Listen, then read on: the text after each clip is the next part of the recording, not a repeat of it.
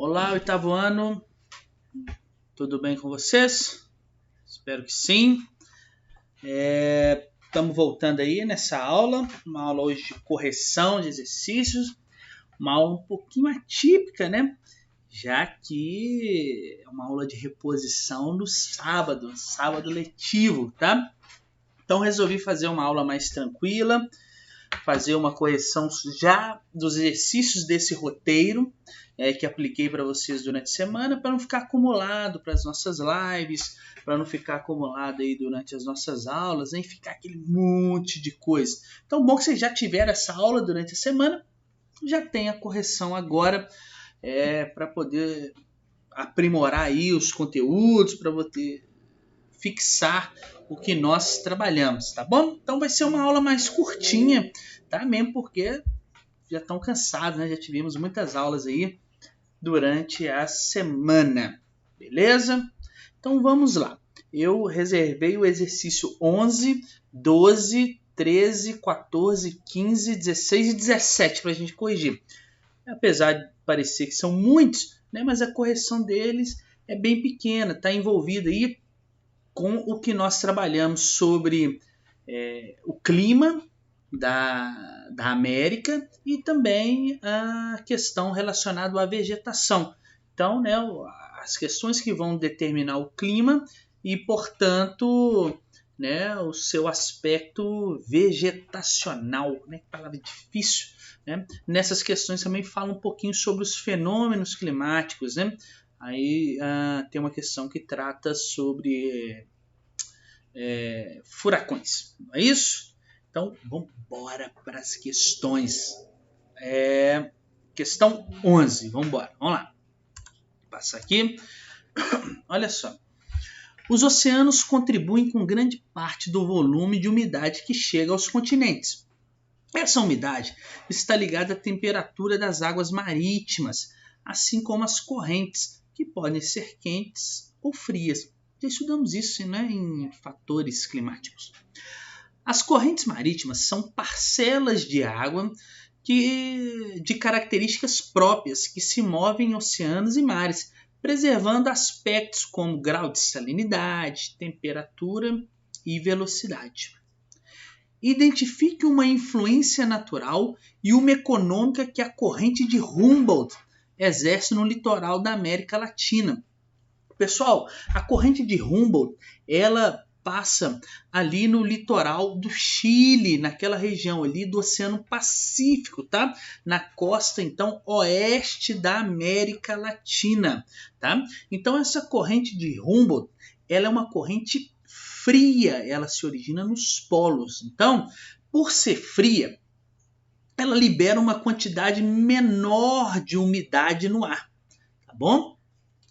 Influenciando a formação, igual eu falei com vocês, do deserto do Atacama, tá? É uma influência natural aí, ela dá origem ao deserto do Atacama. Então, isso é uma influência natural, tá? Pelo fato dela ser fria, então, ela tem uma menor quantidade de umidade no ar e ela acaba influenciando, então, na formação do deserto. E ela também, pelo fato dela ser uma corrente fria, ela acaba carregando muitos nutrientes. Se ela carrega muitos nutrientes, ela acaba atraindo muitos cardumes de peixes. Então significa que, olha aí, uma influência econômica, né, uma influência cultural, é o que? Ela acaba, por conta dessa corrente, nessa região, acaba influenciando na atividade pesqueira, né? Porque já que vai atrair um cardume muito grande de peixes que vão atrás desses nutrientes numa corrente fria, tem muitos peixes, tem muitos pescadores, né? E aí você favorece a atividade pesqueira, beleza? Então, fácil. A influência natural, formação do deserto do Atacama. A influência econômica é a atividade pesqueira, já que ela tem muitos nutrientes. Beleza? Vamos embora então? Vamos lá, questão 12 agora. As imagens a seguir se referem ao furacão Katrina e o Sandy. Podia ser o furacão Sandy e o outro Júnior, né? Piadinha. Faltou a risadinha do Carlos Alberto. Pena que eu não coloquei. Respectivamente, que ocorreram em 2005 e 2012. Explique como é formado um furacão, descrevendo os principais impactos desses eventos para a sociedade. Pessoal, então lembra o que nós discutimos aí na última aula. Os furacões são fenômenos atmosféricos que ocorrem no oceano. O furacão ele começa no oceano e eles são provocados pela movimentação intensa do ar, aliada ao movimento de rotação da Terra. Legal? Grandes redemoinhos de alta velocidade se formam e podem causar tempestades intensas que podem acabar inundando áreas, né? Como nessa foto aí. Eles possuem elevada velocidade nos ventos, né? Que podem destruir construções, estruturas, né, nas cidades aí, estruturas humanas, derrubar árvores, casas, causar grandes ondas, né, nos mares, e essas ondas acabam invadindo o litoral. Não é tsunami, pelo amor de Deus, tsunami é outra coisa, tá? Então, furacão é um fenômeno atmosférico que ocorre no oceano, né, o aquecimento da água ali vai gerar um centro de alta pressão, não foi isso? E vai provocar uma movimentação intensa do ar, centro de alta e baixa pressão ali no oceano. Aliado ao movimento de rotação da Terra, vai fazendo esse ar girar. Furacão. Fácil. Os impactos, então, estão relacionados aí a essas grandes tempestades, né? Vão fazer o quê? Inundar diversas áreas. Os ventos que têm alta velocidade vão destruir construções, estruturas humanas, né? Pontes, fios aí, né? Redes elétricas, casas, rodovias, muita coisa é destruída aí com os furacões, beleza? Mais uma, tá fácil, falei que ia ser rápido. Explique agora clima, hein? Explique o predomínio dos climas tropical e equatorial na América Latina. Por que nós temos mais esse clima tropical e equatorial na América Latina? Bom, pessoal, a predominância dos climas tropical e equatorial na América Latina decorre aí principalmente, né, da grande extensão do território que está localizada na zona tropical. Olha só. Grande parte da América aqui, a maior parte dela está na zona tropical. Então, qual que é o predomínio de clima que nós vamos ter aqui? O clima tropical e o clima equatorial, que está no meio, né, dos trópicos aí, tá bom? Ou seja, a maior parte da América está entre os trópicos, né, entre o trópico de... Entre o trópico de Câncer e o trópico de Capricórnio. Tá? Então, essa faixa aqui é chamada de zona intertropical ou zona tropical, né? É onde nós temos o clima tropical e o clima o quê? Equatorial. Beleza? Tranquilo? Então, o predomínio de clima tropical e equatorial por conta aí da extensa, né, da grande extensão do território que está localizado na zona tropical, ou seja, entre os trópicos do planeta. Fácil demais. Bora mais uma.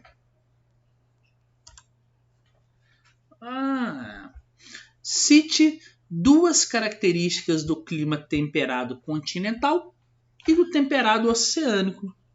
Facílima. Pessoal, eles são basicamente idênticos, né? Tem poucas diferenças entre eles.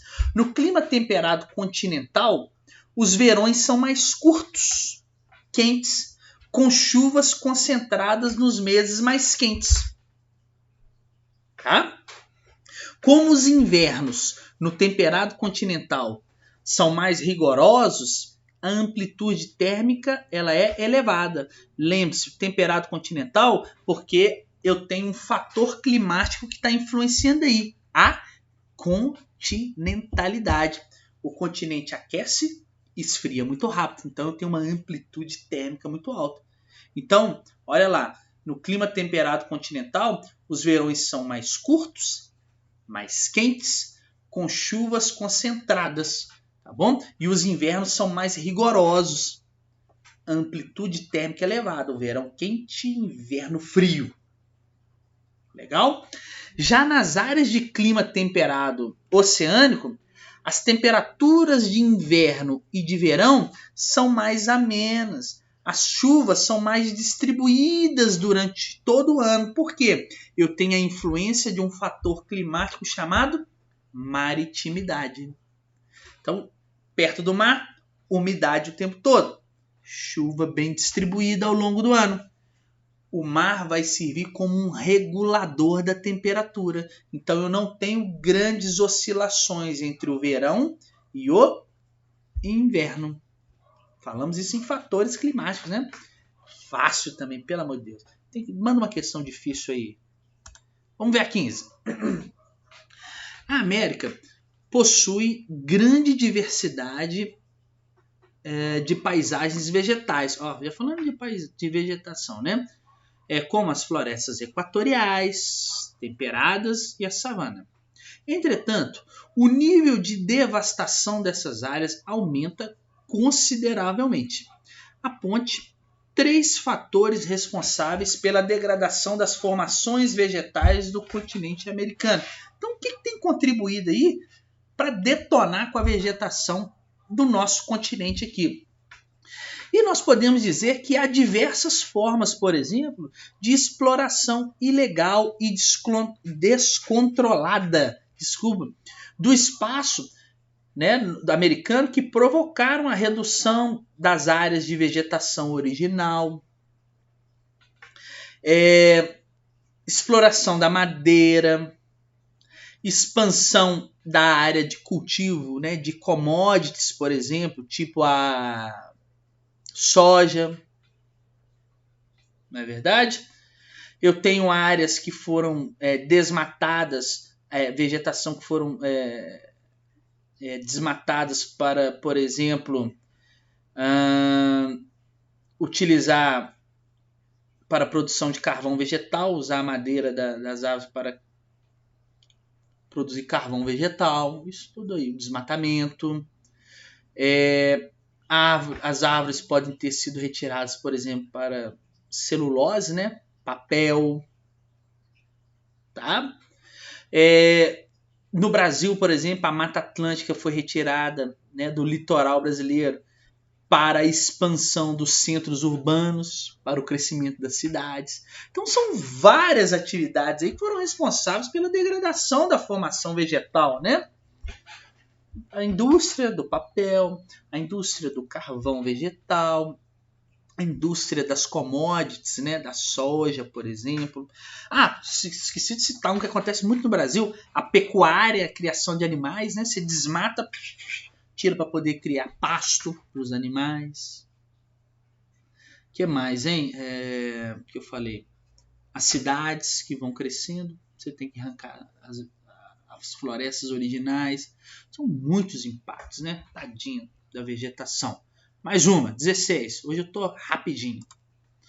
Cite as principais formações vegetais da América do Sul. Fácil. As principais formações vegetais da América do Sul, há uma predominância aqui, né, da vegetação equatorial e da vegetação tropical, tá? Então, a América do Sul é marcada pela predominância aí da vegetação equatorial e tropical, principalmente na porção norte e litorânea dela. Então, aqui, ó, cadê?